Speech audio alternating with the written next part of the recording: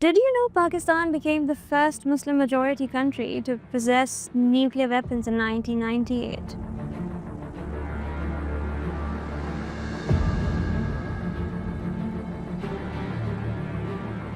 On May 28th, in the scorched hills of Chagai, Pakistan changed not just its own fate, but that of the Muslim world. It joined the ranks of the nuclear nations not out of ambition, but necessity. Actually, Pakistan's prestige was raised very high. And the Muslim countries, some of them who used to think that we are probably beggars or we are a downtrodden state, they became proud of our achievement that a brother Muslim state has developed this technology.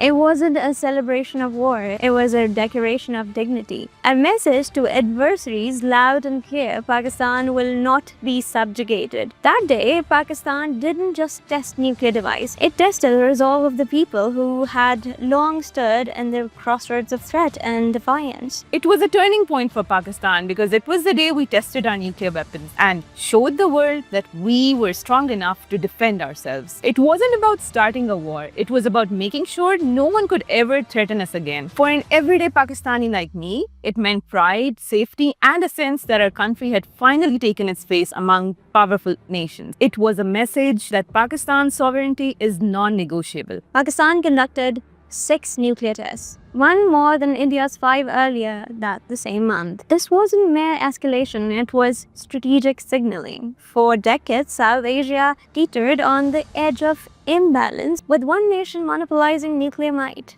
But May 28th rebalanced the equation. Pakistan became the world's 7th nuclear power, rising from the sanctions, economic strain, and diplomatic isolation, all while maintaining the moral position of self-defense. In 2024, this very date was declared as a national public holiday. As in Pakistani, Youm-e-Takbeer speaks to me as more than just a date in history. It's a reminder that our future depends on us. It shows that the strength of a nation lies in the hands of its determined, educated, and united youth. Today, we mark 27 years. The resonance of Youm-e-Takbeer is louder than ever. Pakistan's nuclear journey began long before 1998, triggered by India's 1974 Smiling Buddha test. Prime Minister Zulfikar Ali Bhutto responded with resolve, famously saying, "We will eat grass, but we will get the bomb." This wasn't a hyperbole, it was the start of a national mission, executed by scientists like Abdul Qadir and the team working silently under the immense pressure. A nuclear yield between 9 and 20 kilotons, not crafted for conquest, but for credible deterrence. These explosions were designed to prevent war, not to provoke it. As of 2025, Pakistan is believed to possess between 170 and 180 nuclear warheads. But it's not just about quantity, it's about principle. Pakistan adheres to a doctrine of minimal credible deterrence. We do not believe in the first use, but we believe in last defense. This very doctrine prevented war just months ago, when rising tensions with India threatened the spiral. Diplomacy prevailed, but only because deterrence existed, and the presence of the bomb preserved the absence of the battle. Nuclear energy isn't just for security. It powers over 3,500 megawatts of electricity in Pakistan today. Beyond Chagai, beyond missiles, and beyond megatons, our peaceful nuclear development has brought light to homes and hope to hospitals. From Kanup to Chashma, our reactors reduce dependency on the fossil fuels. Nuclear medicine facilities treat more than 800,000 patients annually, offering care in cancer, diagnostic, and therapy. Pakistan's nuclear journey is not as much about saving lives as it is about defending them. Pakistan has trained thousands of scientists from Muslim countries in peaceful nuclear technology. After 1998, the so-called Islamic bomb was viewed with alarm by the West, but seen as a source of pride and security by many across the Muslim world. While we never exported our technology, Pakistan did extend technical and humanitarian support to Muslim nations, be it disaster relief, capacity building, or academic operation. Pakistan emerged as a scientific leader and a strategic voice within the Ummah. Pakistan has never violated global nuclear agreements or protocols despite immense external pressure. Our commitments to restraint and responsibility stands in contrast to the fear-driven narratives of proliferation. Even without being a signatory of the NPT, Pakistan has maintained a secure demand and control system, received praise from Western think tanks and continues to advocate for a nuclear weapon-free Middle East. We have consistently called for regional arms control not out of weakness but out of wisdom. Every major military escalation with India since 1998 has ended short of full-scale war. Pakistan has been very responsible, but at that same time, it has been very matured.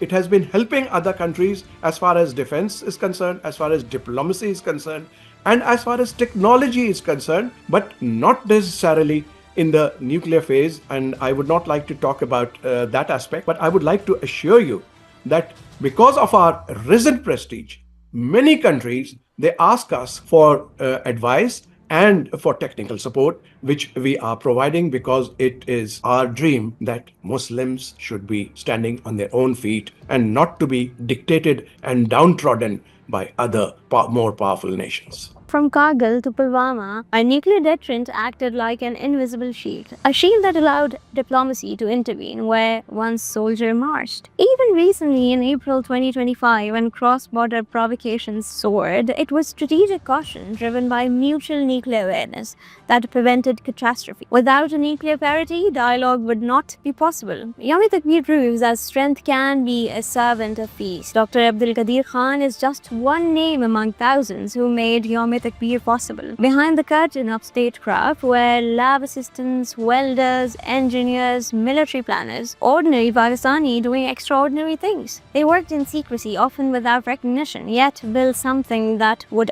outlast regimes and headlines. Their legacy not only lives in the steel silos, but in the confidence of every Pakistani. Every May 28, we honor them not just for a bomb, but for their belief Pakistan matters. The nuclear capability now helps Pakistan lead on humanitarian and scientific fronts in the Muslim world. Whether it's sending rescue teams to Turkey and Syria, offering scholarships to Palestinian students, or training Afghan doctors in the nuclear medicine, Pakistan's nuclear achievement has given it a platform to uplift others. Their narrative also shifted from fear to functionality. We're not just nuclear armed, we are nuclear aware and nuclear responsible. Pakistan is now one of the only two nuclear powers not recognized under the NPT but trusted globally on nuclear security. This duality of being outside from formal treaties yet inside responsible behavior reflects Pakistan's unique position. We're not just a regional actor, we are a global example of how deterrence can coexist with diplomacy